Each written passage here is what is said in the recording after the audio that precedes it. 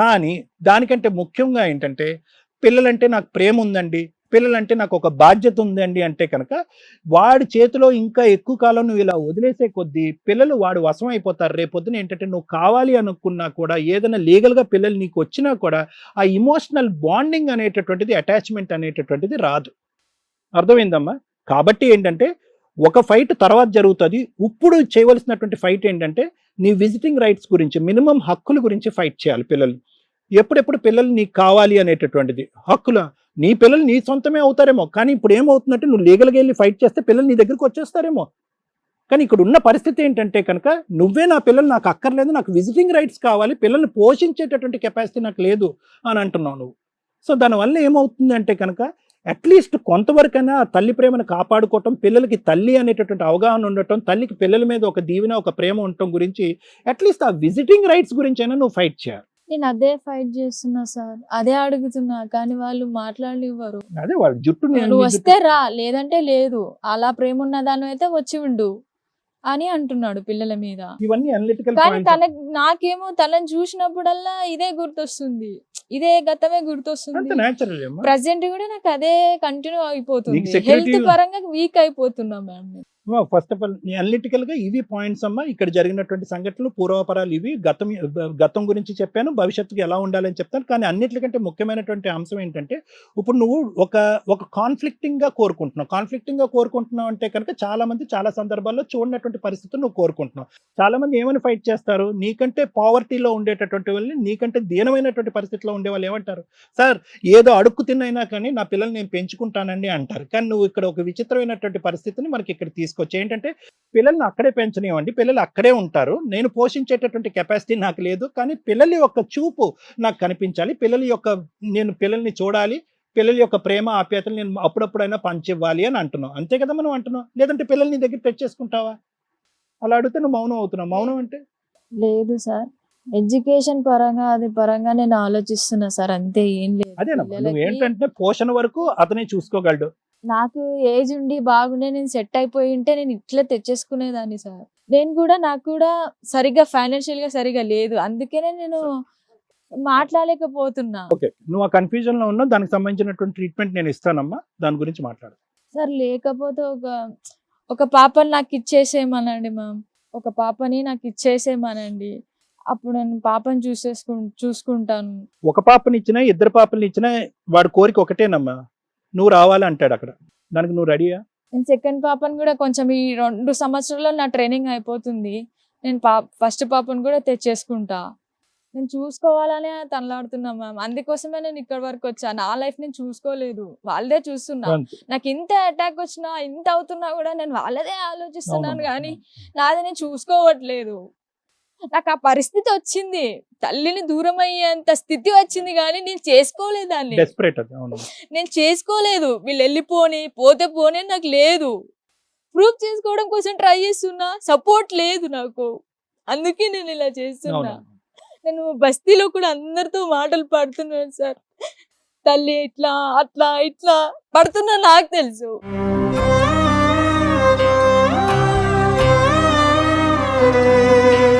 నాకు తెలుసు మాకు అప్పులు ఎన్ని ఉన్నాయో, ఎన్ని చేసాము. నాన్న కూడా ఇలానే యాక్సిడెంట్ లో చనిపోయాడు. నాకు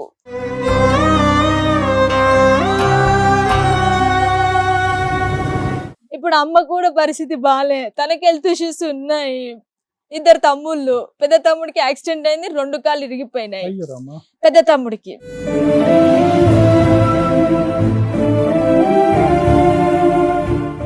ఇట్లానే నేను వీక్ ఉన్నా, ఫైనాన్షియల్ గా వీక్ ఉన్నా అనే కాన్సెప్ట్ మీదే నేను ఇంత దారుణంగా చేస్తున్నాను, కానీ నా మనస్ఫూర్తి నేను చేయట్లేదు. నేను కావాలని ఇలాంటి నిందలు వేసుకోవాలని నేను చెయ్యట్లేదు మేడం. సిచ్యువేషన్ వచ్చింది అట్లా, నేను దీనిని అనుభవిస్తున్నా, ఇంత నరకంగా అనుభవిస్తున్నాను, అలా అనుభవిస్తున్నా. మాటలు, సూటిపుట్టి మాటలు, అలా అంట ఇలా అంట, ఇలా వదిలేసిందంట, అట్లా ఇట్లా అంటున్నారు. కానీ నాకు ఎంత బాధ అవుతుందో ఎవ్వరు కూడా చూడట్లేదు మేడం, అంటూనే ఉన్నారు.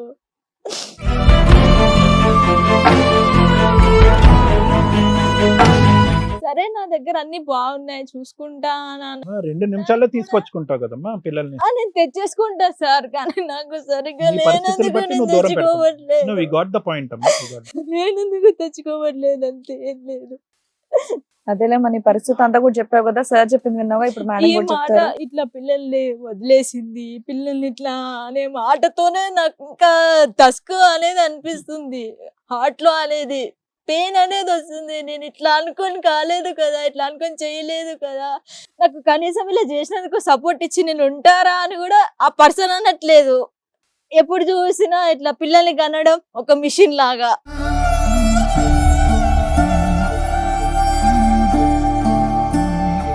పిల్లల్ని ఇట్లానే నన్ను మోసం చేసే, అందుకే నాకు ఇదే పెయిన్ వస్తుంది. చూద్దాం. నీ డైలమా సిచ్యువేషన్ మాకు అర్థమైంది నాన్న. మేడం విన్నారు కదండి సంధ్య గారు చెప్పినటువంటి వాళ్ళ సిచ్యువేషన్ అంతా కూడా, మీరేమంటారు? సంధ్య గారు, థ్యాంక్స్ అమ్మా, మీరు మమ్మల్ని నమ్ముకొని ఈ స్టేజ్ మీదకి వచ్చారు. ఎందుకంటే మేము ఈ స్టేజ్ మీద మీకు ఎంత న్యాయం చేస్తామో తెలియదు. ఎందుకంటే మీరు తీసుకునే నిర్ణయాల మీద పర్ఫెక్ట్ నిర్ణయం ఉన్నప్పుడు మేము 100% అది సైకలాజికల్గా కానీ లీగల్గా కానీ ఫ్రీ సర్వీస్లు ఇవ్వడానికి మేము దిగిపోతాం. ఎంత దూరం అన్నా వెళ్తాం, ఎవరన్నా మమ్మల్ని నమ్ముకొని మా స్టేజ్కి వచ్చారు అంటే. కానీ మీ దగ్గర నిర్ణయాలు పర్ఫెక్ట్గా లేవు. దానివల్ల పర్ఫెక్ట్ నిర్ణయం తీసుకోవడానికి మీకు కొంత టైం ఇస్తాం. మా వరకు మాకున్న సీనియారిటీకి పర్ఫెక్ట్ నిర్ణయాలు ఏంటి అనేది చెప్తాం నాన్న. మీరు కొంచెం రిలాక్స్గా కూల్గా వినండి. మీకు ఫస్ట్ థ్యాంక్స్ ఎందుకు చెప్పాను అంటే, చాలా పెద్ద లీగల్ పాయింట్స్ని సమాజానికి మీ కేసు ద్వారా మేము చెప్పగలుగుతాం. చాలా చిన్న అమౌంట్, ఒక 4 lakhs అమౌంట్ ఈ రోజున ఒక కుటుంబాన్ని రోడ్డు మీద వేసింది. ఒక అమ్మాయిని సైకలాజికల్ డిప్రెషన్లోకి తీసుకెళ్ళింది. 2 చిన్న పసిపిల్లలు, అంటే 15 years 2013లో ఒక పాప పుట్టింది, 15లో ఒక పాప పుట్టింది. అంటే నువ్వు వదిలేసే టైంకి ఒక పాపకి 5 years, ఒక పాపకి 2.5, 3 years. అంత పసిపిల్లల్ని ఒక పసిపిల్ల వదిలేసి రావాల్సి వచ్చింది. మాక్సిమం ఈ రోజున ఒక అమ్మాయి మ్యారేజ్ అంటే 27, 25 తర్వాత చేసుకుంటున్నారు, కెరియర్లో సెటిల్ అయ్యి. నీ పొజిషన్ అది కాదు. సో ఇప్పుడు అది మా వ్యూవర్స్కి చెప్పడానికి మీరు ఒక అవకాశాన్ని ఇచ్చారు నాన్న. నీలాగా కొన్ని లక్షల మంది, మీ అమ్మగారిలాగా కొన్ని కోట్ల మంది బయట సఫర్ అవుతున్నారు. ఇలా అవ్వకండి అమ్మా, ఇలాంటి సీన్ అంటూ వస్తే ఏం జాగ్రత్త పడాలో మీ తరపు నుంచి మేము జనాలకి చెప్తాం. ఓకేనా? 2 నిర్ణయాలు రాంగ్ అని చెప్పా. ఏంటి నిర్ణయాలు రాంగ్? ఫస్ట్ నిర్ణయం, ఒక మైనర్ అమ్మాయి స్కూల్కి వెళుతుంటే గుడ్ టచ్ బ్యాడ్ టచ్ గురించి అవేర్నెస్ 15 to 20 years బ్యాక్ వచ్చింది. కానీ ఈ అమ్మాయి అది ఫేస్ చేసిన టైము మ్యాక్సిమం 12 years బ్యాక్. ఒక పనికి మాలిన తాగుబోతు తండ్రి వల్ల ఈ రోజున ఈ భార్య, ఈ కూతురు ఇక్కడ రోడ్డు మీదకి వచ్చి కూర్చోవాల్సిన పరిస్థితి వచ్చింది. ఒక కుటుంబాన్ని డిసైడ్ చేసేది ఇక్కడ ఎవరయ్యారు? తండ్రి అయ్యాడు, తల్లి అయ్యింది. ఇక్కడ వీళ్ళిద్దరూ కలిపి ఈ రోజున ఒక కూతురు జీవితాన్ని సర్వనాశనం చేశారు. ఈ పాపం ఎవరు వేసుకుంటారు? సో ఇలాంటి కేసులు ఉన్నప్పుడు దయచేసి తాగుబోతు తండ్రులంతా గుర్తు పెట్టుకోండి. మీరు తాగడం వల్ల మీ కుటుంబం, మీరు కన్నా పిల్లలు, మీరు చేసుకున్న భార్య సర్వనాశనం అయిపోతున్నారు. బ్రహ్మ రాత రాస్తాడో రాయడో తెలియదు, కానీ మీరు తలరాతలు రాసి పడేస్తున్నారు. దయచేసి తాగకండి. ఎందుకంటే ఈరోజు ఒక అమ్మాయికి ప్రాపర్ ట్రీట్మెంట్ లేని, ప్రాపర్ లీగాలిటీ ఎత్తుక్కోలేని పొజిషన్లో 2 పసిపిల్లల్ని వదిలేసుకొని ఏం డెసిషన్ తీసుకోవాలో కూడా సరైన కుటుంబం, సరైన సమాజం లేక ఆలోచిస్తూ కన్ఫ్యూజ్లో ఉంది. ఎవరు ఈ పాపాన్ని వేసుకుంటారో ఒకసారి ఆలోచించండి. సో పాపం మా మ్యాక్సిమం తండ్రి మీదకి వెళ్ళింది. నెక్స్ట్ ఏంటి? తల్లి. ఈవిడ్ని ఎందుకు స్టేజ్ మీదకి పిలిస్తే ఆవిడ మాట్లాడుతున్నది ఏంటో మాకే అర్థం కాల, అంత అమాయకంగా ఉంది. మేము కోపంతో మాట్లాడాలా, బాధతో మాట్లాడాలా, బుజ్జగించి మాట్లాడాలా అంటే సీనే అర్థం కావట్లా ఆవిడకి. ఆవిడ దృష్టిలో ఎలా ఉందంటే, సమాజంలో ఆడపిల్లని ఎవడన్నా రేప్ చేసేస్తే వాడికిచ్చి పెళ్లి చేసేస్తే పని అయిపోతుంది, బాధ్యత క్లియర్ అయిపోతుంది.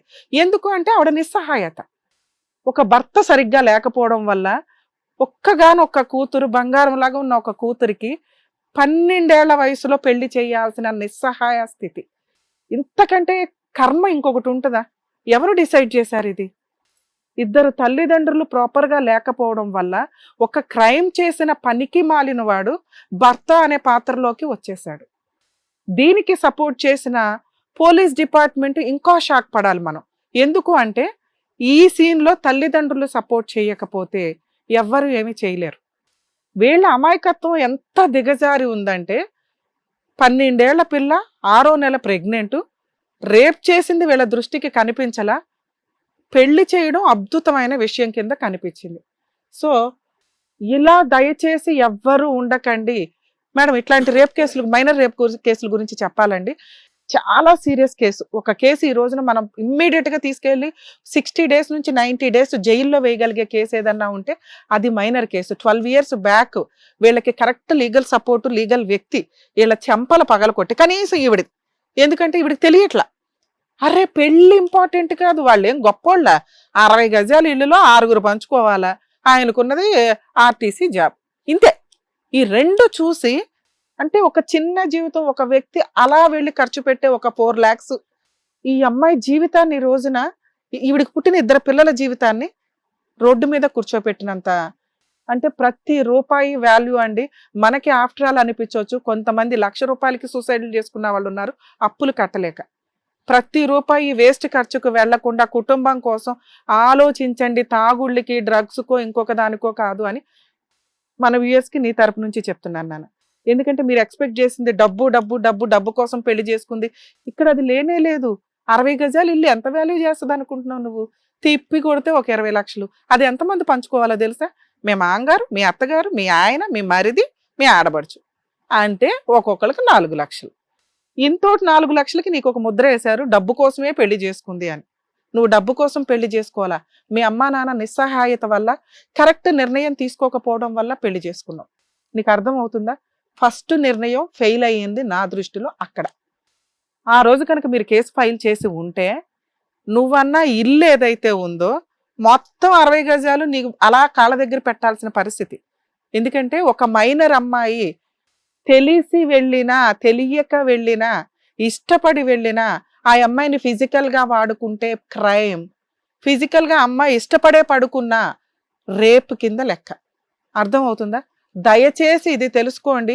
ఆ కేసు వేయాలి, వాడికి కొంత పనిష్మెంట్ పడాలి. పడి ఉన్న తర్వాత మీరు ఏ డెసిషన్ తీసుకుంటారనేది మీ ఇష్టం. 90% కేసుల్లో మేడం ఒకప్పుడు జమీందారు పిల్లలని కానీ, పెద్ద పెద్ద వాళ్ళ కుటుంబాలకు సంబంధించిన పిల్లలు ఇలా తక్కువ వాళ్ళని కానీ, పని వాళ్ళని కానీ, ఎవరినన్నా కొలీగ్స్ని కానీ, జాబ్ చేసే ఎవరినన్నా అలా రేప్ చేసేయడం, కోర్టులో పోలీస్ స్టేషన్ దాకా వెళ్ళగానే పెద్ద పెద్ద విఐపీలు అంతా కూర్చొని డబ్బు ఇచ్చి సెటిల్ చేయడం, భయపెట్టి సెటిల్ చేయడం, లేకపోతే ఫైనల్ పెళ్లి చేసేసుకుంటాం. పెళ్లి చేసుకున్నంత మాత్రాన ఎప్పుడైతే కంప్లైంట్ పెట్టి ఎఫ్ఐఆర్ అవుతుందో అసలు ఈ కేసుకి సెటిల్మెంటే లేదు. ఒక్కసారి ఎఫ్ఐఆర్ అయిపోయి ఉంటే వాళ్ళని ఒక ఆట ఆడిచ్చేసేవాళ్ళు వీళ్ళు. ఆ రోజున వీళ్ళకి ఆ అవగాహన ఉండుంటే ఈ రోజున ఆ పిల్ల ఆ ప్రెగ్నెన్సీలు ఉండేవి కాదు, ఆ చదువుకోవాల్సిన చదువు కంప్లీట్ అయిపోయేది. వాళ్ళ దగ్గర ఉన్న ఆ పావల 10 పైసలు కోట్ల ఖర్చులకి సరిపోయేవి. నీ జీవితం సర్వనాశనం చేసిన వ్యక్తికి మీరు ఆ పనిష్మెంట్ ఇచ్చి ఉండాల్సింది. అక్కడ ఆ నిర్ణయం తప్పింది. దానివల్ల బేసిక్ నాలెడ్జ్ ఒక స్త్రీకి, మీ అమ్మగారు నర్సు, ఆవిడ అరే నాన్న ఇంత చిన్నపిల్లవి ప్రెగ్నెన్సీ ఉంచుకోకూడదు, ఓకే డాక్టర్స్ ఉంచేశారు, డెలివరీయే నీకు నార్మల్ డెలివరీ అంటే ఎంత నరకం పడ్డావో. ఫిజికల్గా బాడీ సెట్టే కాదు డెలివరీస్కి, అందుకే 16, 18 అని అట్లా పెంచుకుంటూ వచ్చారు. మనకి ఒకప్పుడు 11 ఏళ్ళకి చేసుకున్నారు, అప్పుడు జనరేషన్లు వేరు, ఇప్పుడు వేరు. అర్థమవుతుందా? సో అట్లీస్ట్ 18 అయితే బ్రెయిన్ ఫిజిక్ రెడీ అవుతుంది అని మ్యారేజ్ టైము అప్పటికి పెట్టారు. సో ఆ టైంలో అన్నా మీ అమ్మ చెప్పాలి, నాన్న నీకు 18 ఏళ్ళన్నా నిండేదాకా ఇంకో ప్రెగ్నెన్సీ తెచ్చుకోకు. అప్పటికి నీకు కొంత తెలిసింది, ఫిజికల్ రిలేషన్ అంటే ఏంటి, సెక్స్ అంటే ఏంటి, ప్రెగ్నెన్సీ ఏంటి. ఫస్ట్ డెలివరీకి నరకం పడ్డావు, ఆ నరకాన్ని 2 yearsకి మళ్ళీ ఫేస్ చేస్తావా? నువ్వు బతకడమే ఎక్కువ తల్లి. నీకు అర్థం అవుతుందా? మీ అమ్మకంటే జ్ఞానం లేదు, నీ పక్కన చెప్పేవాళ్ళు లేరు. నీ మీద వేసిన ఇంకో ముద్ర ఏంటో తెలుసా? ఈ అమ్మాయే ఒళ్ళు కొవ్వెక్కెళ్ళింది, ఈ అమ్మాయే కనీసం ఇంటికొచ్చి చెప్పల. సో ఇవన్నీ కూడా ఎప్పుడు ఒక నిస్సహాయ స్థితిలో ఉన్న ఒక స్త్రీని అనటానికే సమాజం రెడీ అవుతుంది. అట్లాంటి చెత్త సమాజం గురించి మీరు ఆలోచించాల్సిన పనిలే. ఎందుకంటే మీకు తెలియదు, మీరు నిజంగానే వెళ్ళి ఉన్నా కూడా 100% లీగల్ సపోర్ట్ మీకే ఉంది. అది మిస్ అయిపోయారంటున్నా. నువ్వే వెళ్ళావు, అవును. అయితే ఏంటి, వాడు 28 years వాడుగా, అప్పటికి నీకంటే దగ్గర 15-16 ఏళ్ళు పెద్దోడు. అలాంటి వ్యక్తి బీభత్సమైన క్రైమ్ చేసినట్టు లెక్క నాన్న. ఒక్క మ్యారేజ్ అనే ఒక్క సిస్టమ్ తోటి అలా వదిలిపడేశారు. ఈ రోజున 2 కొమ్ములు వేసుకొని తిరిగారు. ఎవరికి? మీ మామగారికి చూసి. ఏం వచ్చి ఉంటుంది ఆయనకి శాలరీ? 15,000 20,000 ఆర్టీసీ. అవునా? అదేదో పెద్ద ఉద్యోగం, 60 గజాలది ఏదో పెద్దది అని మీ ఫీలింగ్. అంటే మీరు ఫైనాన్షియల్గా ఎంత డౌన్ ఉన్నారో మీకు అర్థమైందా? ఎందువల్ల తెలుసా? మీ నాన్న వల్ల. మీరు ఒక చిన్న 10 లక్షలు కూడా లేని ఒక ఇంటిని మీరు ఆస్తి ఆస్తి అని ఫీల్ అయ్యారంటే ఓన్లీ మీ అమ్మ సంపాదించే దాంతోనే, ఆ 10,000 ఆ 8,000తోనే మీ ఇల్లు గడుస్తున్నట్టు లెక్క ఆ రోజుల్లో. దాన్ని బట్టి మీ దృష్టిలో ఒక సొంత ఇల్లు ఉంది, పిల్లకు ఒక గూడు ఉంటుంది, ఒక కుటుంబంలో గవర్నమెంట్ జాబ్ చేస్తున్న మాంగారు ఉన్నారు, ఆ మాత్రం పిల్లకి తిండి పెట్టలేకపోతాడా? కొడుకుని ఏదో జాబ్ చేయించుకోపోతారా? ఇది చాలా రాంగ్. అది ఆ రోజు చేసిన మీ రాంగు, మీ నిస్సహాయత ఈరోజు మేము పాయింట్అవుట్ చేయలేం. కానీ మీరు ఇక్కడికి రావడం వల్ల మా వ్యూయర్స్కి చెప్పగలుగుతున్నాం. ఒక తాగుబోతు తండ్రి, ఒక నిస్సహాయత కుటుంబం వల్ల ఒక ఆడపిల్ల ఈ రోజున ఏం డెసిషన్స్ తీసుకోలేని పరిస్థితికి వెళ్ళిపోయింది. ఒక వ్యక్తి చేతిలో ఫిజికల్ అటాక్, సెక్సువల్ అబ్యూజ్, 2 పసిపిల్లల్ని కనేసింది. ఈ తప్పు దయచేసి ఇంకెవరు చేయకండి. రెండో డెసిషన్ రాంగ్. ఎప్పుడు జరిగిందో తెలుసా? 2019లో జరిగింది. అప్పుడు మీ అమ్మా నాన్న, సమాజం, పోలీసులు రాంగ్ డెసిషన్ అయితే, ఇప్పుడు మీ డెసిషన్ రాంగ్ డెసిషన్. మీరు చెప్తున్న నిస్సహాయత ఏదైతే ఉందో ఇక్కడ కరెక్ట్గా లేకపోవడం, కరెక్ట్ డెసిషన్ తీసుకోకపోవడం. ఈ కరెక్ట్ డెసిషన్ తీసుకోకపోవడం వల్ల మీరు ఏం చేశారంటే, మీ అమ్మ ఈరోజు మిమ్మల్ని వదిలేసిందా? ఆవిడ ఒక నర్సుగా ఎంత కష్టపడుతుందో మనకు తెలుసు. అయినా కూడా నా కూతురు అన్యాయం జరుగుతుందని కూతుర్ని తెచ్చుకుంది. 2 పిల్లలు, మగపిల్లల్లో ఒక పిల్లోడికి యాక్సిడెంట్ అయింది, వాడిని చూసుకుంటుంది. తను బతుకుతుంది, తన ఆరోగ్యం డ్యామేజ్ అయిపోయినా. ఎందుకు అంటే తనకన్నా పిల్లలు, ఒక స్త్రీకి కోర్టు ఎందుకు ఇస్తారు అంటే అడుక్కు తినన్న పిల్లల్ని పోషించుకుంటది, తండ్రి పోషించలేడానికి కాదు. 90% డ్యామేజ్లు ఎక్కువ ఉన్నాయి. సెకండ్ మ్యారేజ్కి వెళ్ళిపోతారు, క్రూయాలిటీ, సెక్సువల్ అబ్యూజెస్, లేకపోతే సరిగ్గా చూడకపోవడం, వచ్చిన స్టెప్ మదర్లు చూడకపోవడం, ఇవి ఎక్కువ ఉంటాయి. అదే మదర్స్ విషయంలో ఏంటంటే దగ్గర 80% వాళ్ళు సేఫ్ సైడ్లో చూస్తారు అని. ఎక్కడో ఒళ్ళు కొవ్వెక్కి ఈ మధ్య కొన్ని సీన్లు చూస్తున్నాం, కానీ అమ్మ ఎప్పుడు కడుపులో పెట్టుకునే చూసుకుంటుంది పిల్లల్ని అన్న ఒక ఉద్దేశంతో కోర్టు పిల్లల్ని తల్లికే ఇస్తారు. ఎంత చెత్త తల్లి అన్నా కూడా పిల్లల్ని తెచ్చేసుకుంటుంది అమ్మ. మీ అమ్మ ఇంత నిస్సహాయితలో ఉండి కూడా నిన్ను తెచ్చుకొని చదివించుకొని ఇవన్నీ చేస్తుంది కదా. మీరు ఇక్కడికి వచ్చి 4 years అవుతుంది. ఆ దరిద్రుడిని వదిలేసి 4 years అయింది అంటే నీకు ఒక ప్లానింగ్ ఉంది. ఒకటి, నువ్వు అడుగుతున్న జాబ్ ఏదైతే ఉందో ఆడ జాబ్ చేసినా నిన్ను చూసేవాడు కాదు. నీకు ఫిజికల్ అటాక్ ఉంది, తాగుడు ఉంది. మీరు జాబ్ ఇప్పించినా ఆయన తాగుడు మానకపోతే ఆ డ్రైవింగ్ చేసి ఎవడో ఒకడికి యాక్సిడెంట్ చేసి పడేస్తాడు, జాబ్ పోతుంది. అందుకని డ్రింకింగ్ ఉన్న వాళ్ళకి అసలు జాబులు ఇవ్వరు. ఒకవేళ ఉన్నా వాళ్ళు ఎప్పుడూ ఎంక్వైరీ చేసుకుని మధ్యలో తీసి పడేస్తారు. సో అతను తెచ్చుకున్నా అది దండగే, నిలబడే జాబ్ కాదు. మీ మరిదికి వెళ్ళింది. అప్పుడు ఆయన కనీసం జ్ఞానంతో ఏం చేయాలంటే ప్రాపర్టీ పార్టీషన్స్ చేసుకొని ఏదో పోర్షన్లో ఏవో ఉంటే ఆ 20% 30% ఉన్నది మీ పిల్లల పేరు మీద రాసేసి ఉంటే బాగుండేది. కానీ అది జరగదు, ఎందుకంటే వాళ్ళకు ఉన్నది చాలా చిన్నది. మీరు అడుగుతున్న పంచాయతీ నువ్వు జాబ్ చేసుకునే స్టేజ్కి వస్తే ఇలా సంపాదించవచ్చు 2-3 yearsలో. ఎప్పుడు నువ్వు ఇక్కడ కరెక్ట్గా ఉండి ఇక్కడ కరెక్ట్గా ఉంటే. ఈ రెండు నీ దగ్గర లేవుగా. ఒకటి ధైర్యం లేదు, ఒకటి కరెక్ట్ డెసిషన్ తీసుకోలేకపోతున్నావు. ఈ రెండు కరెక్ట్గా ఉంటే నువ్వు అసలు అడుగుతున్నది చాలా చిన్న అమౌంట్. 60 గజాల ఇల్లు పంచటం అవ్వదు నాన్న. ఎందుకు అంటే వాళ్ళ ఆయన సంపాదించింది. ఆవిడ బతుకున్నంత కాలం అది పంపకాలు జరగవు. ఆ ఇంట్లోకి వెళ్ళి ఉండాలంటే మీ ఆయన ఉండాలి, మీ 2 పిల్లలు ఉండాలి, నువ్వు ఉండాలి, మీ అత్తగారు ఉండాలి, మీ మరిది వాళ్ళు. మీ అత్తగారికి ఏదన్నా అయితే 3 భాగాలు పంచుకుంటారు. మీ అత్తగారు ఇప్పుడు ఇవ్వకపోయినా, మీ ఆయన అది తెచ్చుకోకపోయినా, మీ పిల్లల వయసు వచ్చే టైంకి వాళ్ళు నీ దగ్గరే ఉన్నా కూడా ఆ పార్టీషన్ షేర్ మీ పిల్లలకు వచ్చేస్తుంది. అర్థమవుతుందా? వాళ్ళని ఇప్పుడు పంచమని ఏ కోర్టు కూడా చెప్పదు. ఎందుకంటే ఆవిడ బతకాలి కదా, వాళ్ళ ఆయన సంపాదించింది.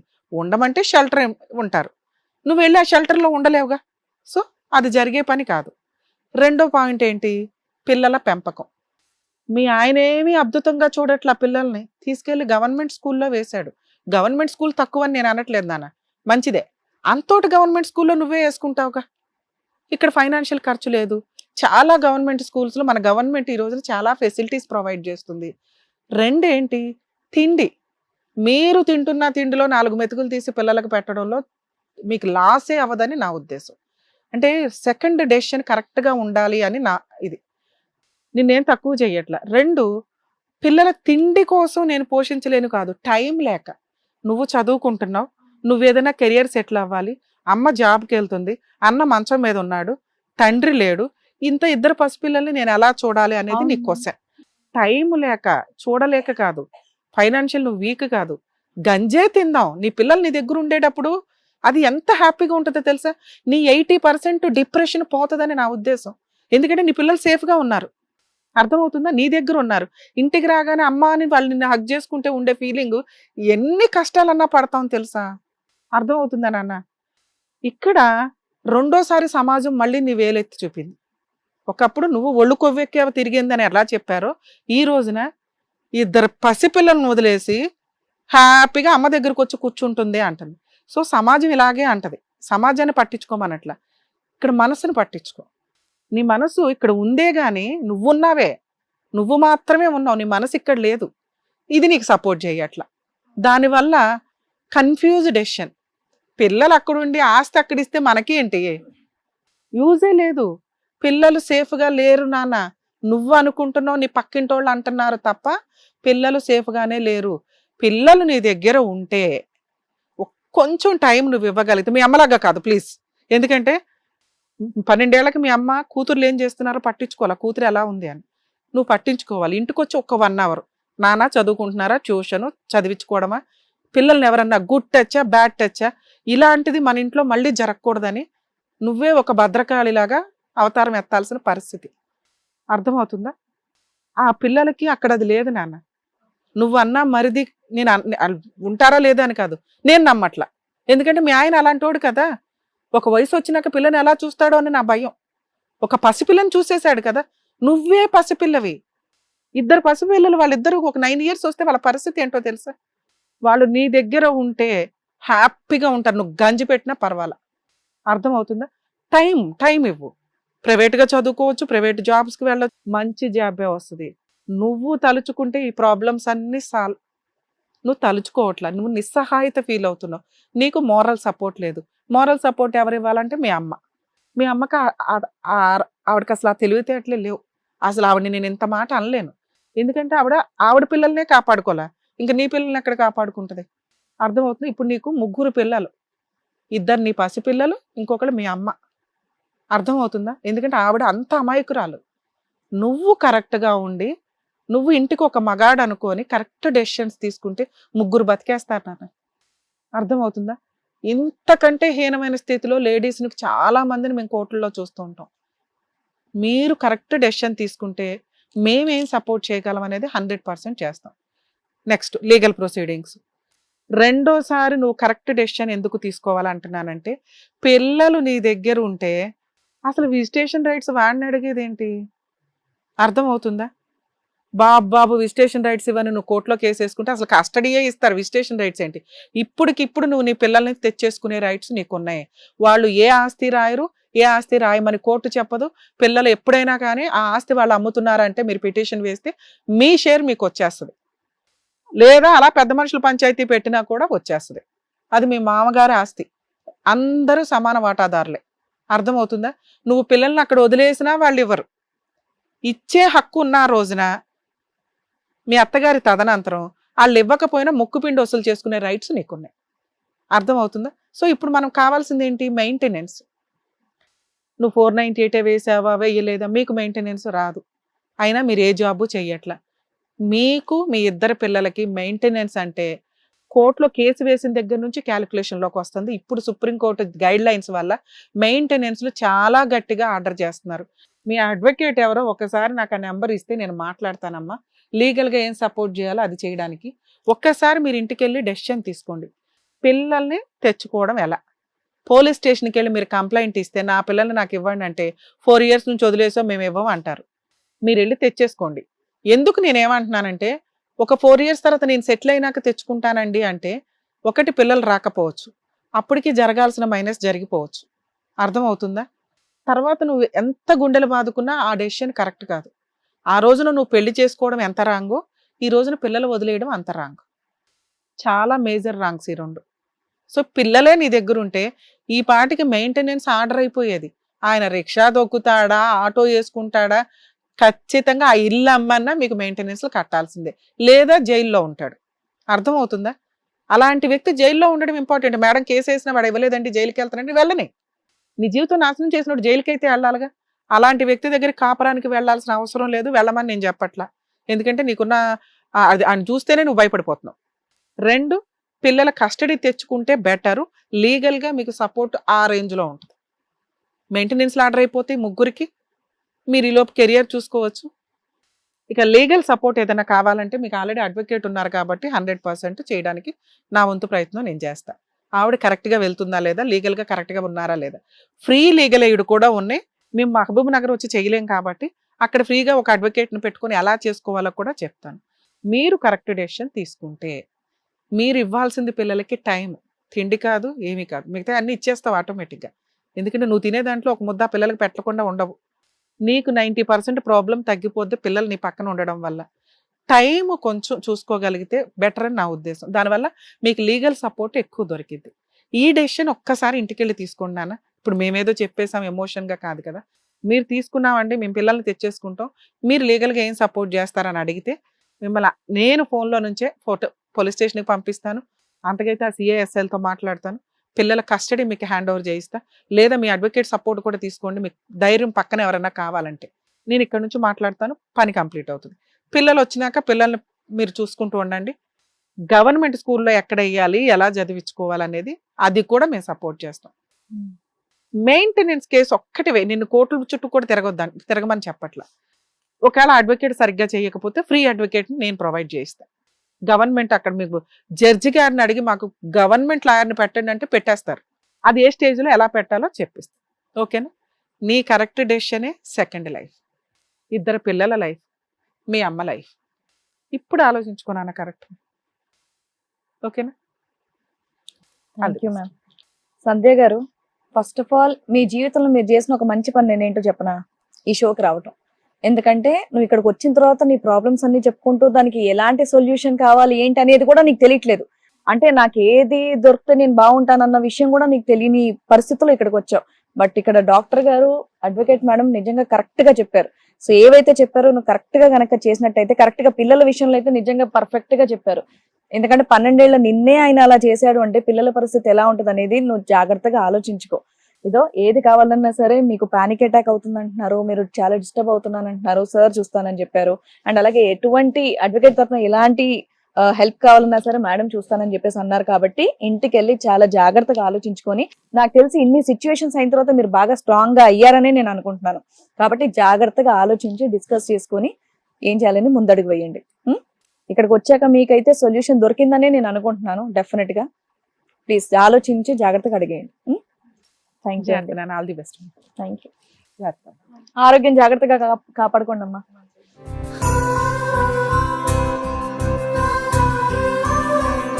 Thank you so much doctor గారు, thank you so much advocate madam. నిజంగా ఎంతో కన్ఫ్యూజన్. అసలు ఆ అమ్మాయి 23 ఏళ్ల వయసులో నిజంగా జీవితంలో ఎవరో అనుభవించనంత నరకం అంతా అనుభవించుకుంటూ ఉంది. సో అలాంటి అమ్మాయి ఎలా ఉంటే బాగుంటుంది అనేది నిజంగా కరెక్ట్ గా చెప్పారు.